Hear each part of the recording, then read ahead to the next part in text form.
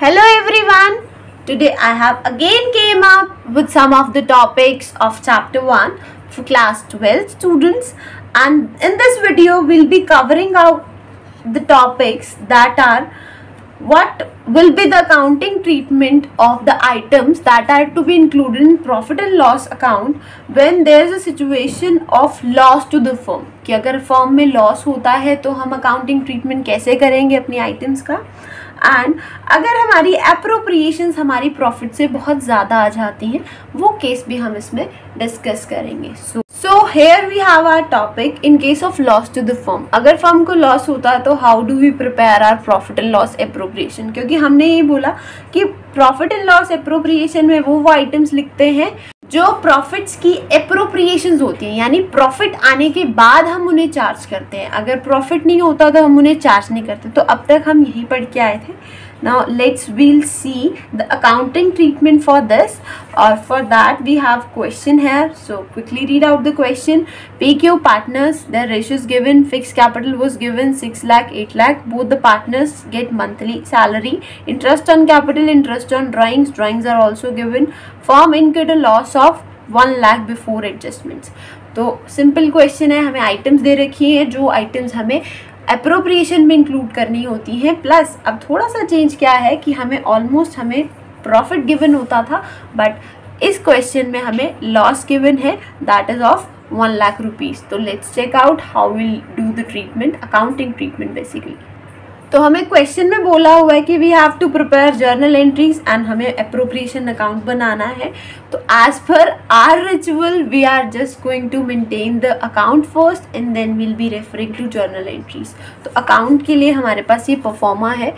तो हमें बेसिकली पता है कि जो भी हमारी चीज़ें होती हैं हम ट्रांसफ़र तब करते हैं जब हमें प्रॉफिट की सिचुएशन हो. तो प्रॉफिट की सिचुएशन नहीं है तो हम ना तो इंटरेस्ट ऑन कैपिटल प्रोवाइड करेंगे, ना ही किसी पार्टनर को सैलरी प्रोवाइड करेंगे. तो अब क्वेश्चन ये अराइज होता है कि हमें अकाउंट में अप्रोप्रिएशन अकाउंट में नोट डाउन क्या करना है. एक्चुअली हम पे नहीं कर सकते लेकिन हम चीज़ें रिसीव तो कर सकते हैं. तो अगर हम थोड़ा सा भी रिवाइंड करें अपने आप को तो हमें पता है कि interest on drawings firm receive करता है फ्रॉम द पार्टनर्स, क्योंकि इंटरेस्ट ऑन ड्राइंग्स इसमें मेंशन है. ऐसे इंटरेस्ट ऑन कैपिटल भी है, सैलरी भी है, लेकिन इंटरेस्ट ऑन ड्राइंग्स जो है वो फर्म रिसीव करता है. तो उसका और प्रॉफिट का होना कोई लेना देना नहीं है. There is no linking between these two things. तो ऑब्वियसली बात है, प्रॉफिट हो या ना हो, इंटरेस्ट ऑन ड्राइंग्स तो फर्म विल बी रिसीविंग. तो हम सबसे पहले इधर ट्रांसफ़र करेंगे by interest on drawings. Interest on drawings P और क्यू के क्या क्या इंटरेस्ट आएंगे, ड्राइंग्स के क्या क्या इंटरेस्ट आएंगे. तो हमें यहाँ पे बोला है इंटरेस्ट ऑन ड्राइंग्स हमें चार्ज करना है 10% पर एनम पे, और पी की जो ड्राइंग्स हैं वो 10,000 पर मंथ है. ड्राइंग्स पर मंथ 10,000 है. तो ईयरली जो है इसको अगर हम 12 से मल्टीप्लाई कर दे तो जो ड्राइंग्स आएंगी वो 1,20,000 आएंगी. इंटरेस्ट कैलकुलेट करना है 10%. अब इसमें टाइम गिवन नहीं है कि हम ड्राइंग्स को कब पैसे को विड्रॉ कर रहे हैं, राइट. तो will B calculating for half yearly basis. तो जब हम इसको कैलकुलेट करते हैं तो वी गेट ओनली 6,000. तो पी के केस में we do have interest of 6,000 rupees. And similarly हम क्यू का भी अगर फाइंड आउट करें तो यहाँ पे 1,20,000 क्यू की जो है एनुअल हमें ड्राइंग्स गिवन है, क्योंकि यहाँ पे पर मंथ या ऐसा कुछ स्टेटेड नहीं है. तो will assume it as annual. और अगर एनुअल 120 होगा, 1,20,000 होगा, उस पर अगेन 10% चार्ज करना है. टाइम गिवन नहीं है तो 6 मंथ्स के लिए चार्ज होगा, तो the amount would be same. तो अगेन क्यू के केस में 6,000 ही लिखते हैं, तो टोटल वुड बी लाइक 12,000. अब अगर हमें एक और चीज़ नोटिस करें तो हमारे पास जो भी प्रॉफिट एंड लॉस का बैलेंस, जो हमें क्वेश्चन में प्रॉफिट ही अब तक हमने देखा क्वेश्चन में गिवन था प्रॉफिट, तो हम उसको हमेशा फर्म की क्रेडिट साइड में लिखते हैं, राइट. बट इस केस में लॉस है तो हमने पहले ही डिस्कस किया कि जो फर्म की पॉजिटिव साइड होती है वो ये वाली होती है, जो नेगेटिव साइड होती है वो ये वाली होती है. मतलब जो चीज़ें फर्म से जा रही होती हैं फर्म को वो चीज़ें ऑब्वियसली पसंद नहीं होंगी. तो अब लॉस हुआ है तो क्या वो फेवरेबल है? बिल्कुल नहीं. अगर वो फेवरेबल नहीं है तो वो क्रेडिट साइड भी नोट डाउन नहीं होगा, वो नोट किया जाएगा डेबिट साइड पे. तो हम इसको डेबिट साइड पे अपने लॉस को ट्रांसफ़र करते हैं, that is of 1 lakh rupees. तो will be writing to profit and loss account amount 1 lakh. और कोई आइटम नहीं है क्वेश्चन में से ट्रांसफर होने वाली, तो हम जस्ट इस अकाउंट की बैलेंसिंग कर देंगे। हमारे पास बैलेंसिंग करके we get short of 88,000 on our credit side. तो हम अब इस 88,000 को पार्टनर के करंट अकाउंट में ट्रांसफर करेंगे, क्योंकि हमें क्वेश्चन में गिवन है कि द कैपिटल्स आर फिक्स। तो अब हम इस 88,000 को पार्टनर्स की रेशो में डिवाइड करेंगे, दैट इज 2:3। तो इसको डिवाइड करने के बाद division already I have explained in my previous videos, you can refer to those videos as well. तो यहाँ पे अगर हम इसकी डिविजन करेंगे तो will be getting 35,200 firstly, and then secondly for Q we'll be getting 52,800। तो सिंपली ये हमारा क्वेश्चन था, क्वाइट सिंपल। ये जस्ट एक टाइप ऑफ क्वेश्चन था which can be asked in your exam, so that's why I have explained it. इसमें आगे question में बोला होगा कि we have to pass the journal entries as well. तो उसके लिए हमारे पास सबसे पहले होना, जर्नल एंट्रीज बनाने के लिए हम सबसे पहले जो लॉस है हमारा उसे हम ट्रांसफ़र करेंगे। तो अगर हम अकाउंट की हेल्प से एंट्री पास आउट करने की कोशिश करें तो the entry would be profit and loss appropriation account debit to profit and loss account. We are going to record the entry regarding this. तो इसके लिए हमने ऑलरेडी पढ़ा हुआ है कि एंट्री को किस तरह से पास आउट करना है। हम 2 एंट्रीज पास आउट करेंगे।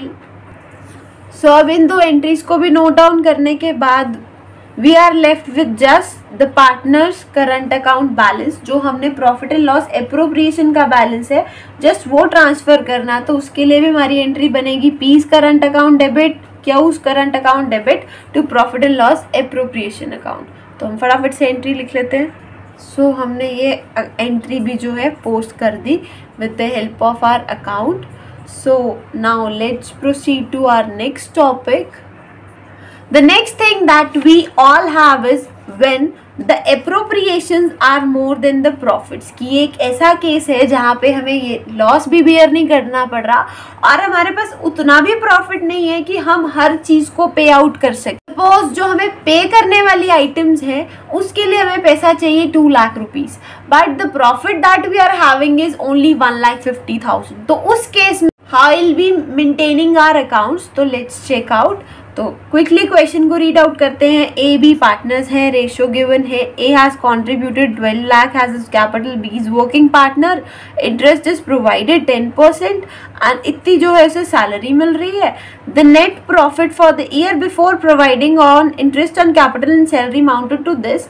You are required to show the distribution of profit, right?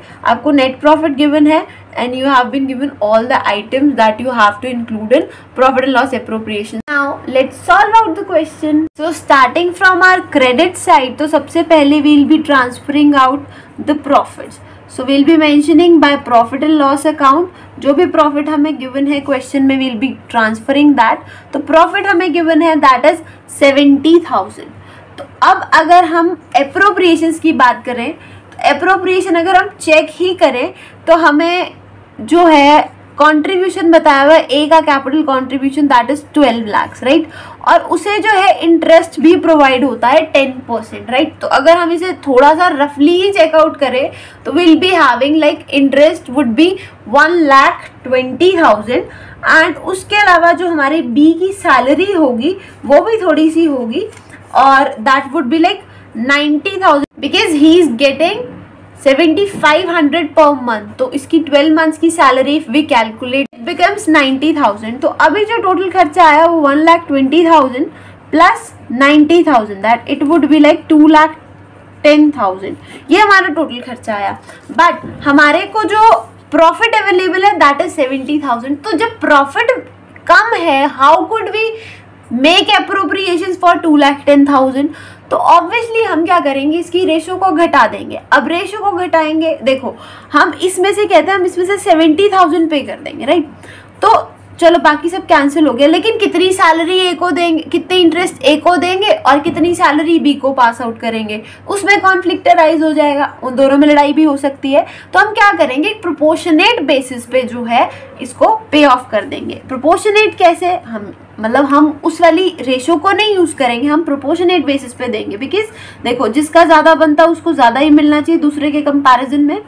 तो हम इसकी रेशो निकाल लेंगे। ए को जितना मिलना है और बी को जितना मिलना है, हम इसकी रेशो निकाल लेंगे और इनको प्रोपोर्शनेट मैनर में ही we are going to pay them off, right. अगर हम इस 1,20,000 की और 90,000 की रेशो को कैलकुलेट करते हैं तो उस रेशो को कैलकुलेट करने के बाद ये 40 से 40 कैंसिल होगी, देन 4:3, तो हमारे पास ये रेशो आती है 4:3। तो अब हम क्या करते हैं, अब हमारा ये जो एक्सपेंस है उसे हम इन वैल्यूज़ पे ना चार्ज करके, बल्कि हम 70,000 का मतलब जो हमें प्रॉफिट दे रखा है उसको इस रेशो में डिवाइड करेंगे for the interest of A and for B's salary. तो हम 70,000 को if we divide in this ratio तो we get 40,000 for A's interest on capital and 30,000 for B's salary, right.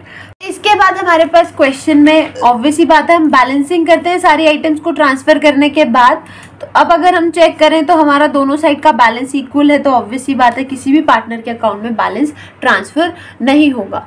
So that's it for this video. I hope you understood it well, and we'll be continuing the last topic of our chapter, that is past adjustments. That is quite important topic. We'll be covering it in our next video.